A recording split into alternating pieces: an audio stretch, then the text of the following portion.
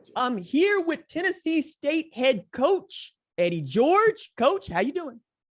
RJ, I'm doing great, man.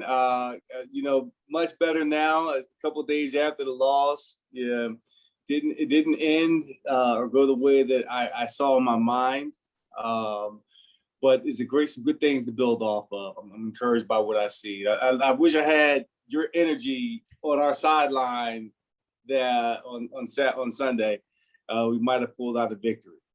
Hey, Coach, I was there with you in spirit. For those of you that do not know, Coach George was in a game looking to win it against Grambling in the Black College Football Hall of Fame Classic at Tom Benson Stadium. And the only thing that I think you missed out on, Coach, was the who's who of folks on the broadcast at NFL Network. It was so much fun for me, as I am an HBCU football junkie. I love the sport. I love what you're doing. But I want to talk about you for a second. Why do you want to coach, or why did you want to coach? Well, initially, I didn't have coaching on my mind. It was presented to me in a way that I thought was out of left field. But in short, after doing some soul searching and looking at the opportunity and to ask myself the question, is this something that I would regret not taking on later in my life? And the answer was yes. Because I have two sons of my own that played the game of football. I played the game. I know what the lessons have done for me in my life. I felt like, given I have no coaching experience in game, I can put a team of people around me that do. And I can begin to help refurbish this program back to excellence the way that it was in the past, and to sustain that. And it's a great challenge. It's a great opportunity for me to do that, to teach through the spectrum of football, both wins and losses, adversity and successes. I mean, all of that. I think it's a great way to teach young men and how to build them into men from the things that we experience on a day-to-day basis. I got to ask, Coach, how did you persuade those folks that make up your team, your administrative team, I should say, your coaching staff, to join you in this journey? Because I'm just going to rattle off some names here. You got Jeff Fisher looking over your shoulder, making sure everything is okay. You got Brandon Fisher coaching your defense. You got Hugh Jackson coaching your offense. And then you over there with the visor and the headset. Like, how did that come together? Well, it was a long process of finding the right people to see if they were available. One, to see if they were interested. Two, to join me on this venture. And that's that's the one thing that led me into this opportunity, was the people that were genuinely interested to say, "Hey, I'm gonna ride with you on this." To believe in me. I mean, sometimes for you to do something that's grand and great, it may take for someone else to see that in you. To pursue that. And Mickey Allen and Dr. Glover, President Glover, when they asked me initially to be the head coach, I thought, I was like, man, please, this is why y'all continue to lose, because you're making decisions like this. But after really doing my due diligence and getting the perspective and opinions and insight from head coaches that I know in the NFL as well as collegiately, they gave me the vote of confidence that, given the amount of time, the resources, the money, the support system, that I could be successful at this. And I said, you know what, however long I do it for, I'm going to give my all into it and see what comes next. Well, it looks like you were having a good time. Team looks like it's getting better. I mean, you got Devin Starlin out there just running people down. I mean, the football itself, I think, was my favorite part. I wonder, has that been your favorite part so far? Have you had some fires you had to put out? Have I had some fires? Yes, sir. Oh, man. Okay. Call me the marshal right here. That's all I do. Fires out. It's on the football field and outside the football field. it hasn't been a full year since I've been here. We hadn't had a spring to do installation.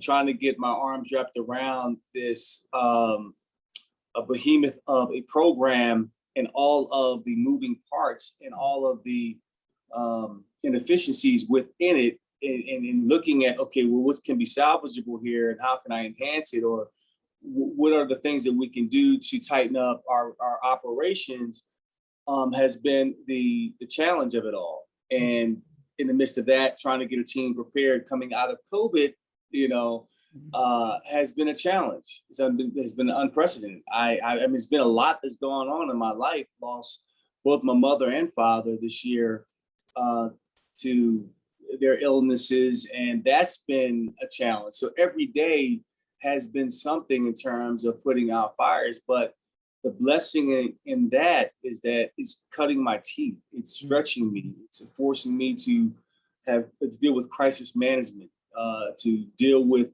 multiple personalities and giving them the support they need to be successful from a coaching staff, plus the 100 or so players that I deal with on a day-to-day basis, to get them to believe in what we're trying to do and to discipline them in terms of, hey, there's a consequence with every action that's not in concert with what we're preaching and what we're trying to do, where we're trying to go. So those moments have been a lot of fun for me. So yeah, it's been a lot of putting out fires, but on the football field, this is the first time that really in live action, live bullets in real situations that we say, okay, here's our product. We're going to put it in the fire and pull out the fire. We see what doesn't stick, what's not going to last. Now I see where the problems are.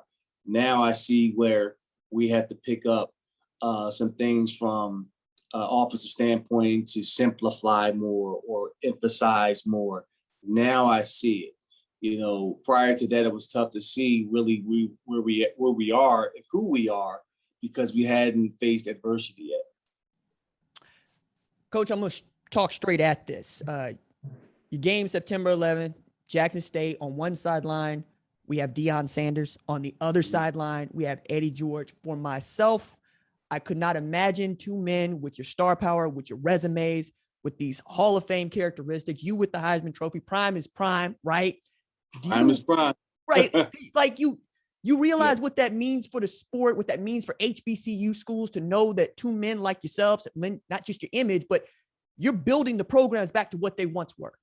Yeah. And Deion and I have talked about that, the impact. I mean, when Prime first took the opportunity at Jackson State, he left his job at NFL Network.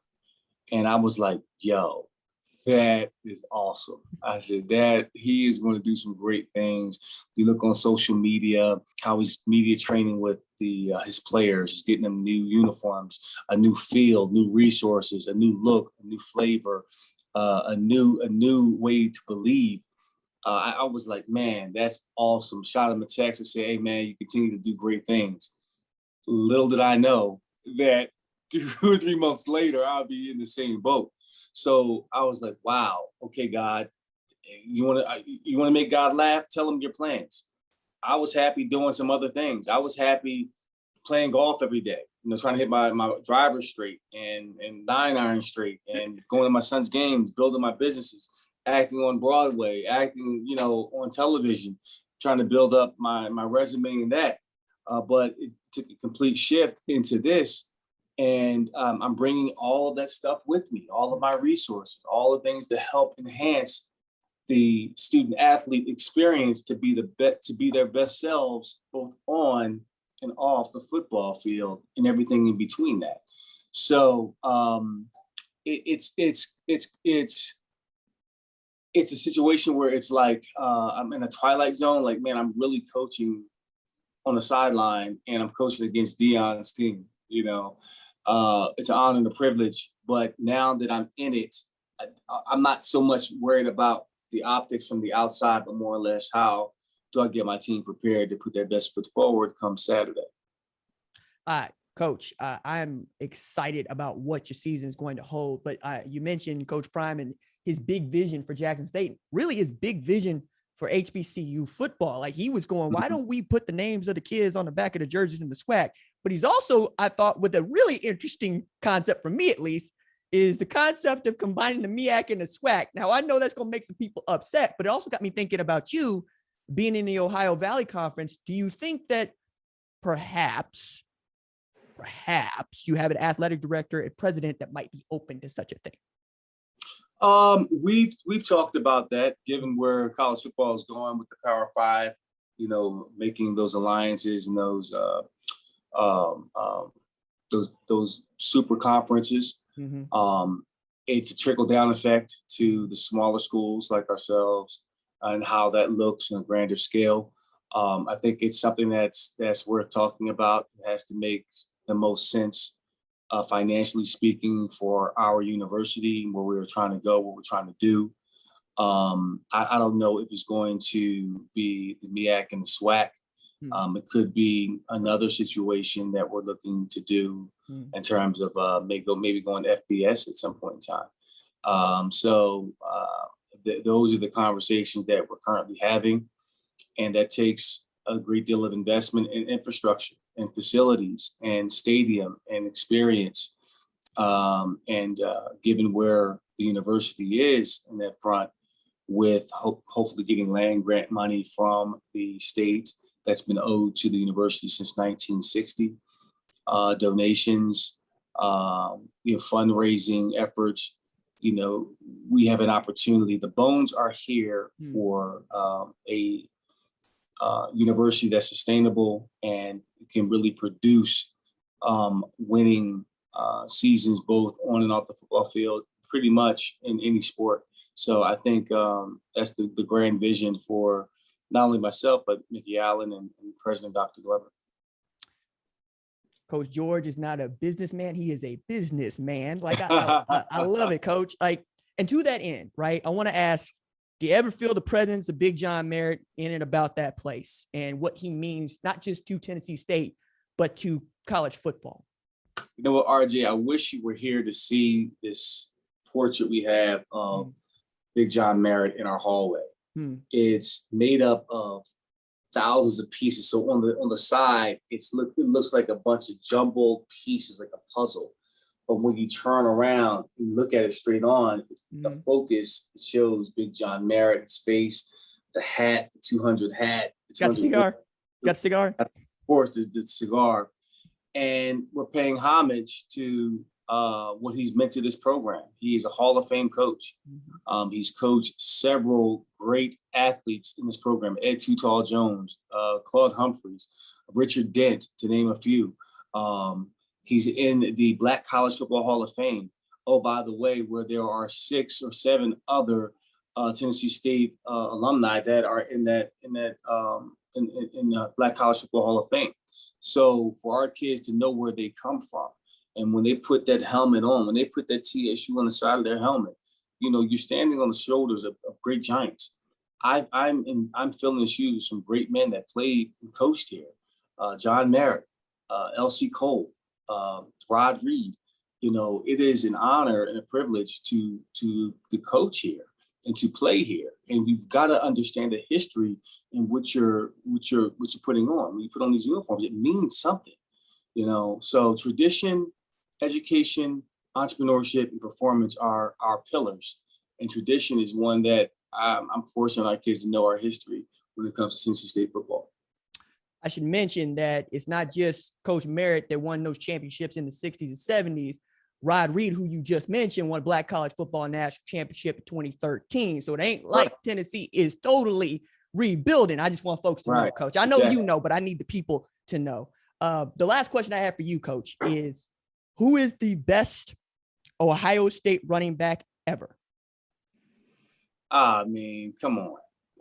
You got to go with Archie Griffin. Okay. All right. He's the only 2-time Heisman winner. He juked me. Yeah. Go juke me. Oh, I appreciate that. 2 Heisman trophies. But that's there's another dude. Never been done ever outside. He's the only 2-time Heisman Trophy winner ever. Okay. Is your stiff arm back there somewhere? Did you bring it to work? It's not here. It's okay. just yeah. The people got to know Coach George once was the best college football player of all time. Like just for that year, we didn't think it was a better tailback, Coach. One story I would relate to you is when I got into college football and I got into the sport and what it means to us, right, before integration. And I'm reading these stories about these coaches, Coach Rob at Grambling, right, among others. The one that I love the most was Big John Merritt, because the way in which he decided to recruit and the personality that he was, walking into the locker room telling folks, you owe me a W, you know me a W, you owe me a W, and letting Joe Gilliam Sr. do what he does. Joe Gilliam Jr. comes out of there. Coach, you got all the tradition, you got all the legends, and it feels like you got all the bones to be a championship program. I'm so grateful for your time, and I'm so excited for what you mean for Tennessee State and what Tennessee State is going to mean to college football in the future. Thank you so much. I appreciate you, RJ. Have a great day, man. You too, sir. Hey, kinfolk, I appreciate you for watching. Subscribe here and ring the bell so you don't miss the latest upload to the channel. Also, be sure to watch more videos here, like FS1 Studio shows and the best from Fox Sports and Fox Sports Digital.